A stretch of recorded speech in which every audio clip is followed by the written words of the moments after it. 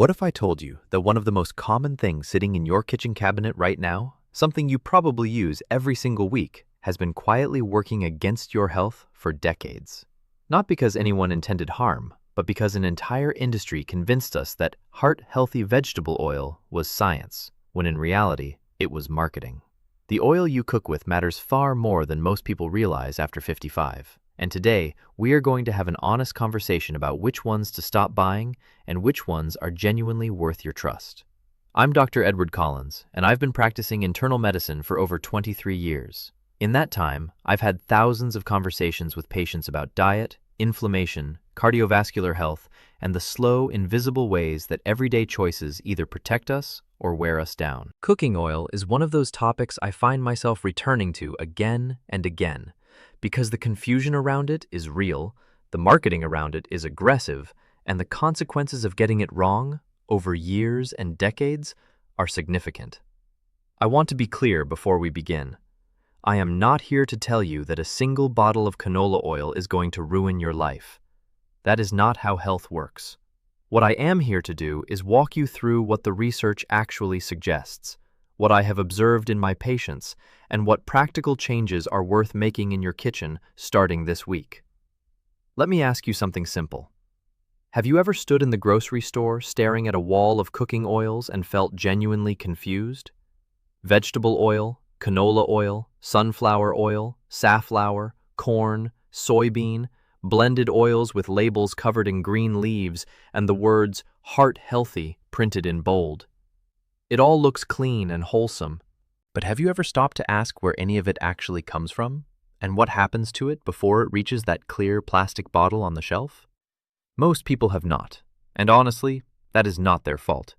The messaging around these oils has been remarkably consistent for about 60 years, but the science has been quietly telling a more complicated story. A few years ago, I had a patient, Margaret, 67 years old, retired school administrator, very conscientious about her health. She exercised 3 times a week, avoided red meat, barely touched sugar, and cooked almost exclusively with what she called the healthy oils, because that is what she had been told to use since the 1980s. Sunflower oil, corn oil, a generic vegetable blend she bought in large bottles. She came in because her inflammation markers had been creeping upward over several years. Her joints ached in the mornings. Her energy was flat. Her cholesterol panel was technically acceptable, but not optimal. She was frustrated because she felt like she was doing everything right. We talked through her diet in detail, and the oils stood out to me immediately. She was cooking at high heat, sautéing, roasting, sometimes pan-frying, using these highly refined oils every single day. Not because she was careless, because she genuinely believed she was making the healthy choice. We made some targeted changes over about 4 months, swapped the oils, kept most everything else the same. Her inflammation markers improved noticeably. Her morning joint stiffness eased. She told me she felt more like herself than she had in years. It was not a miracle. It was a subtraction. So let's talk about why this matters, because understanding the mechanism makes the advice stick. Most of the oils we are going to discuss today belong to a category called industrial seed oils. They are extracted from seeds like soybeans, corn, sunflowers, rapeseeds, and cottonseed using high heat and chemical solvents, primarily hexane. The oil that comes out of that process is then bleached, deodorized, and refined to the point where it looks and smells neutral. That process, while effective at producing a shelf-stable product, also strips away many of the natural protective compounds and generates byproducts that the body does not handle well. Here is what makes these oils specifically concerning, particularly as we age. They are extremely high in a type of fat called omega-6 polyunsaturated fatty acid, specifically linoleic acid. Now, omega-6 fats are not inherently bad. We need some. The problem is the ratio. Historically, humans consumed roughly equal amounts of omega-6 and omega-3 fatty acids. The modern diet, thanks largely to industrial seed oils, has flipped that ratio dramatically. Many people today are consuming 15 to 20 times more omega-6 than omega-3. Research suggests this imbalance may promote systemic inflammation, and chronic inflammation, as most of my patients over 55 know well, is connected to nearly every major age-related health concern we worry about, from cardiovascular disease to joint pain to cognitive decline. There is also a stability problem. These oils are highly unstable when exposed to heat. Think of polyunsaturated fats like a chain with several weak links. When you heat them, those links break. The oil oxidizes. It produces compounds called aldehydes and lipid peroxides, which are not things you want in your body in large amounts.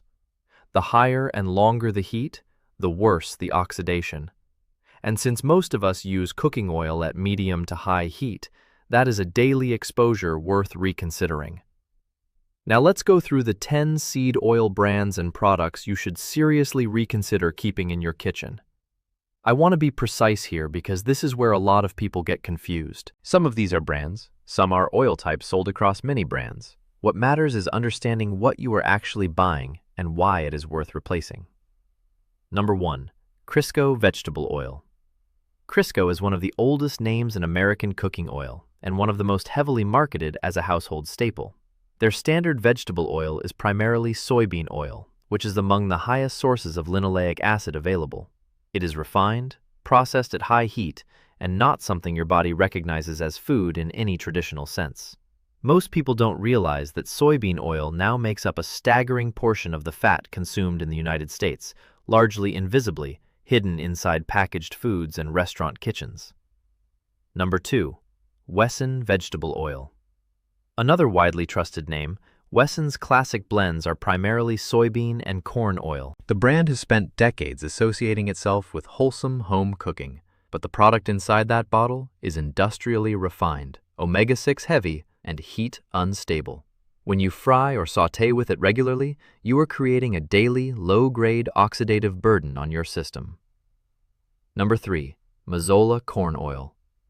Corn oil is frequently marketed specifically as a heart-healthy option, and Mazola has been a leader in that messaging. Here's where it gets interesting.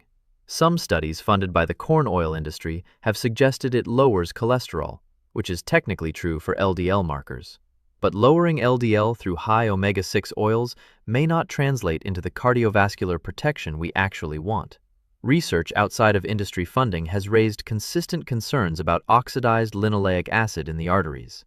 It is a nuanced picture, but at the very least, daily use of corn oil for high-heat cooking is hard to defend.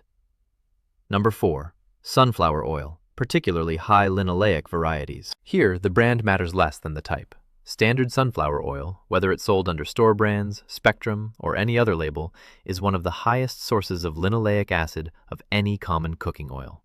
It oxidizes rapidly under heat. Studies have found that cooking with sunflower oil at frying temperatures generates concerning levels of aldehydes far more than more stable fats like coconut oil or beef tallow. If you use sunflower oil regularly for anything beyond cold applications, this one is worth replacing first. Number 5. Canola oil, including brands like Puritan's Pride and most store-brand versions. Canola oil is perhaps the most controversial entry on this list because it is so deeply embedded in mainstream dietary advice. It comes from rapeseed, a plant that required significant genetic modification to be made safe for human consumption. The refining process involves high heat and chemical solvents. The oil is high in omega-6 and contains erucic acid in small residual amounts. It is also uniquely prone to rancidity during processing, which is why it requires heavy deodorization. The neutral smell you associate with canola oil is manufactured, not natural. Research suggests it may not be as neutral or as benign as decades of marketing have implied. Number 6. Generic store-brand vegetable oils, including Great Value, Kroger brand, and similar. These are almost universally soybean oil or soybean corn blends, often the lowest quality refining runs available, bottled cheaply and sold on price. If there is one category where the marketing to reality gap is widest, this is it. The word vegetable sounds natural and harmless. What is inside is not particularly close to either. Number 7. Safflower oil.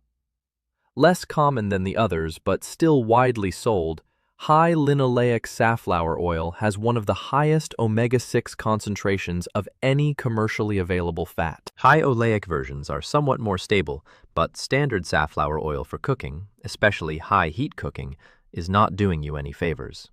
Most people don't realize there is a meaningful difference within the same category, and most of what is sold is the high linoleic variety. Number 8. Cottonseed oil. This one shows up less in home kitchens and more in packaged snack foods, crackers, chips, and commercial frying. But it is worth knowing because if you are reading labels, you will see it frequently. Cottonseed is not technically a food crop. The seed was originally an industrial byproduct of cotton farming.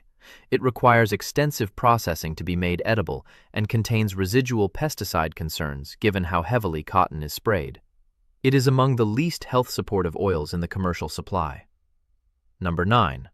Grapeseed oil, including brands like La Tourangelle. Grapeseed oil has developed a premium health reputation, often marketed as rich in antioxidants and light enough for high-heat cooking. The antioxidant claim is modest at best after processing, and the heat stability claim is misleading.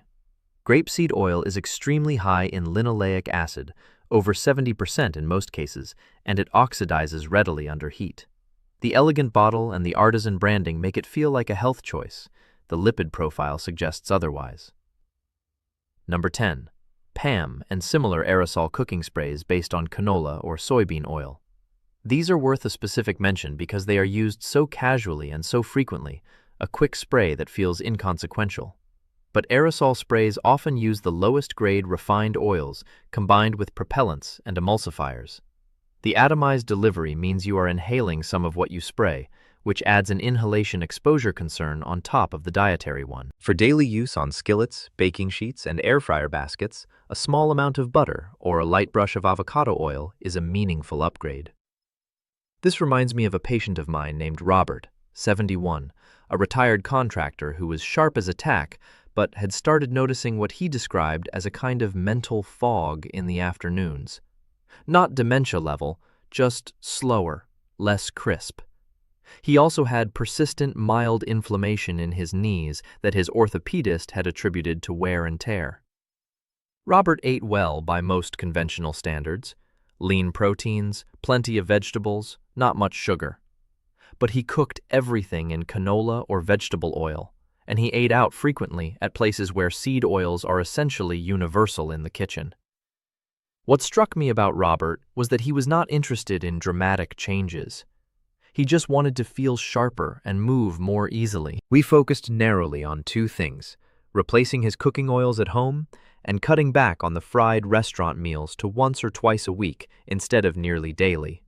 Within 3 months, he told me the afternoon fog had largely lifted. His knee inflammation was not gone, but measurably better. He had not changed his exercise routine, his sleep, or his medications. The oil was the variable. Now let's talk about what actually belongs in your kitchen. These 3 options are not trendy. They are historically grounded, biochemically stable, and well supported by both traditional dietary patterns and a growing body of modern research. Number 1. Extra virgin olive oil. For cold applications, light sautéing, drizzling over vegetables, making dressings, olive oil remains one of the most well-studied and consistently supported fats in human nutrition. It is rich in oleic acid, a stable monounsaturated fat, and packed with polyphenols that have genuine anti-inflammatory properties. The key is not using it for high-heat cooking, deep frying, or sustained roasting above around 375 degrees Fahrenheit, as it will begin to degrade. For everything else, it is exceptional. Number 2. Avocado oil. For high-heat cooking, this is one of the most defensible choices available. Avocado oil has a smoke point above 500 degrees Fahrenheit, a fatty acid profile very similar to olive oil, and a mild flavor that works across nearly any cuisine. It does not oxidize readily under heat. It is not a seed oil. It comes from the fruit of the avocado, which means it is extracted very differently from industrial seed oils. High-quality avocado oil from brands like Chosen Foods or Primal Kitchen is stable, clean, and genuinely suited to roasting, searing, stir-frying, and any other high-heat application. Number 3.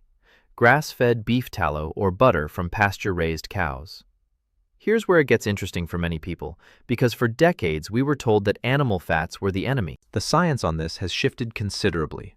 Saturated fats from quality animal sources are extraordinarily stable under heat. They do not oxidize. They do not generate aldehydes at cooking temperatures.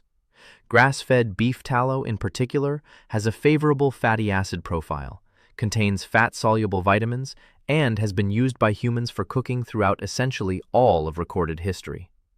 It is not for everyone, and if you have specific cardiovascular concerns, you should absolutely discuss it with your own physician. But for those who are not contraindicated, tallow and good quality butter are among the most honest and stable cooking fats available. So what do you actually do with this information?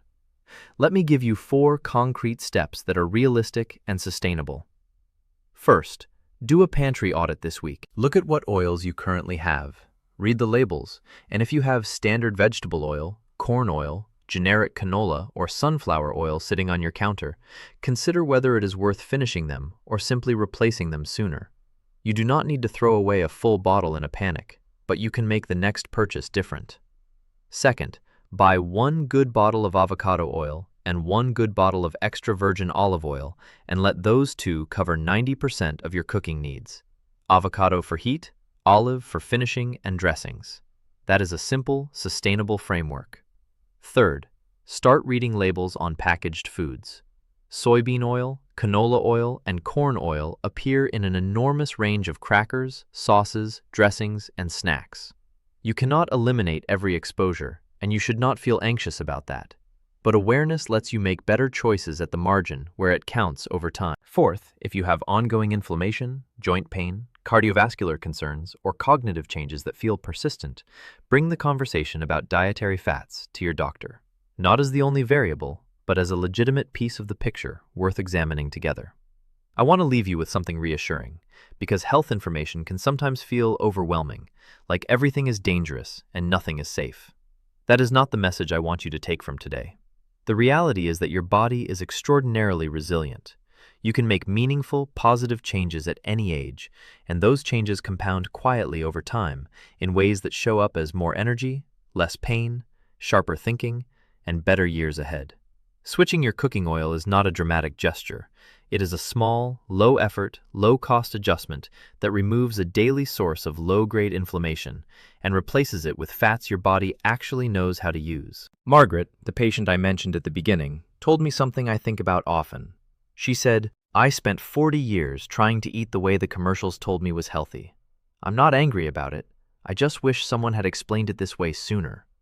You have that explanation now, and what you do with it is entirely in your hands. If you found this helpful, share it with someone you care about, because this kind of information travels best person to person. And if you have questions or experiences with cooking oils that have made a difference for you, I'd love to hear about them in the comments below. Take care of yourselves. I'll see you in the next one.